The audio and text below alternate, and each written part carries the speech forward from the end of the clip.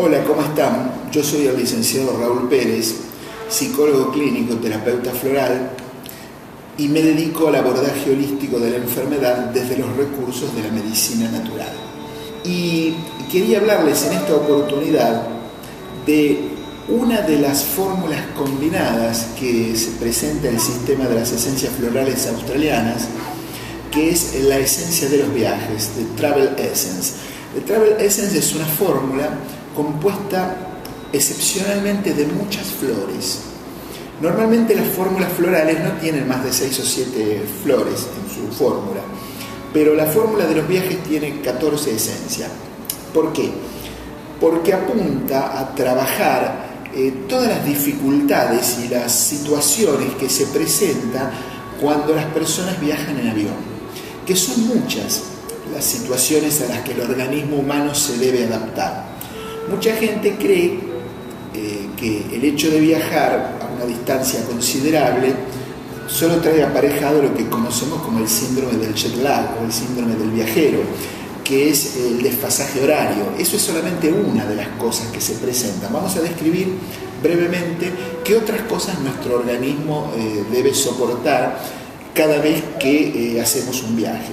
Cuando le preguntaron a Yaguay el porqué de tantas esencias en la fórmula de los viajes, él responde: bueno, en realidad viajar en avión no es una experiencia natural para la cual el ser humano fue hecho, es una circunstancia totalmente artificial. Por empezar, subimos al avión, se cierra la cabina y se presuriza y cambia la presión atmosférica, que no es igual a la de afuera, pero que también es totalmente diferente a la que nuestro organismo está acostumbrado a soportar. Eso ya genera un cambio. Cuando vamos ascendiendo, muchas personas sienten el problema en los oídos. Eso también se debe a la diferencia de presión. Pero el viaje prolongado genera temas circulatorios y en personas predispuestas a ello se habla de la trombosis venosa, que se la ha llamado el síndrome de la clase turista. Las personas que viajan mucho tiempo sentadas, que no pueden mover demasiado las piernas, pueden tener predisposición a la trombosis venosa. El aire acondicionado, la presurización de la cabina genera una sequedad del medio ambiente que hace que nuestro cuerpo redistribuya el agua en el organismo. Como ustedes saben, nuestro cuerpo tiene un 70% de agua, y el agua tiene una especie de memoria en la que sabe en qué lugar del cuerpo está ubicada. Lo que ocurre es que cuando volamos, el organismo sabiamente debe redistribuir esa localización del agua y como consecuencia también un aporte de oxígeno diferente que lo va a restar a determinadas partes del cuerpo para darle más oxígeno al cerebro, que es el que tiene que empezar a adaptarse, sobre todo cuando el avión está tomando altura. A todo esto tenemos también la electricidad estática, que es generada primero por el piso de la alfombra, que es sintética, y luego por el roce del viento contra el fuselaje del avión, que genera una carga de electricidad estática. Esa electricidad estática la tenemos que tomar como un campo de radiación electromagnético, al que se suma la radiación solar. Cuando nosotros estamos volando a 10.000 metros de altura, en realidad estamos 10.000 metros más cerca del Sol que cuando estamos acá en la Tierra. Y el hecho que vayamos adentro del avión, en el cual el sol no nos da directamente, no nos protege de la radiación solar, porque el fuselaje del avión tendría que ser de plomo para que nos protegiera. Por lo tanto, estamos absorbiendo niveles de radiación elevados. Quizá esto no se note en un viaje corto, pero vamos a suponer que diéramos la vuelta al mundo en avión, una versión más moderna de la de Julio Verne, la vuelta al mundo en 80 días. Si nosotros diéramos la vuelta al mundo en avión, se calcula que la radiación que se absorbe volando por todo el mundo sería el equivalente a 3 máquinas de rayos X al final del viaje. No pensemos tanto en el viajero que viaja de tanto en tanto, pero piensen ustedes, los que viajan asiduamente, o la tripulación, pilotos, azafatas, comisarios de a bordo, que constantemente están viajando y se exponen a esos niveles de radiación. Sumado además, en el caso de los pilotos, con los campos electromagnéticos de todas las transmisiones de radio, que son muchísimas las que realizan cada vez que viajan. Bueno, todo esto afecta a nuestro organismo.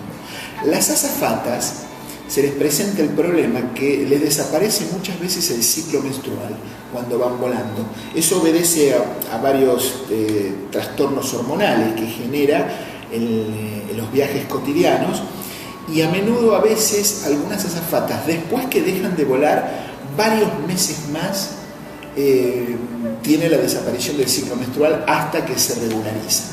Después tenemos, cuando llegamos a destino, tenemos que adaptarnos a un nuevo entorno, a veces a un nuevo lenguaje que podemos hablar o no, pero a su vez podemos estar en una latitud y en una longitud distinta a la original.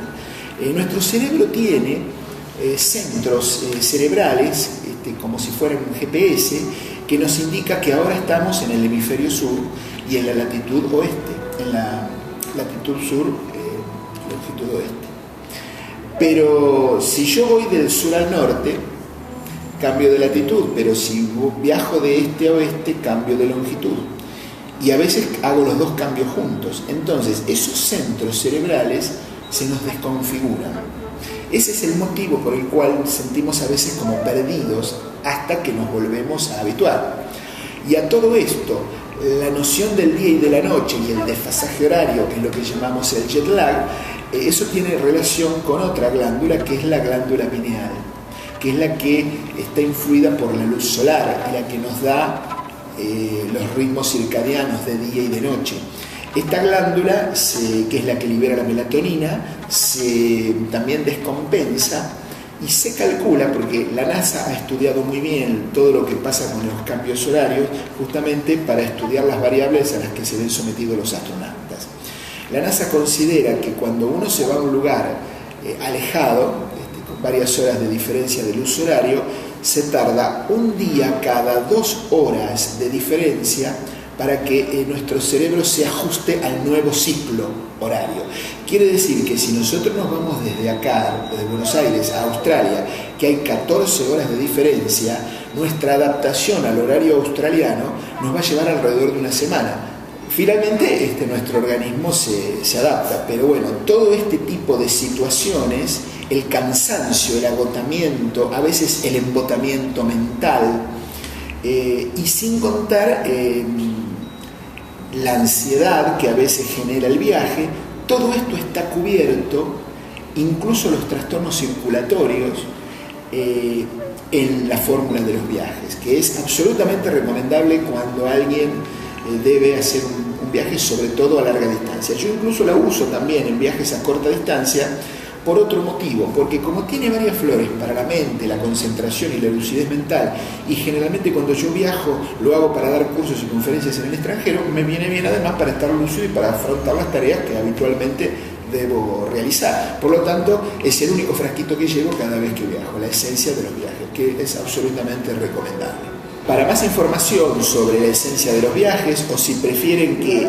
les mandemos esta nota escrita, que la tengo redactada, solicítenlo a Londres, Fultena, Riobamba 118, quinto piso, o bien al teléfono 4952-4756.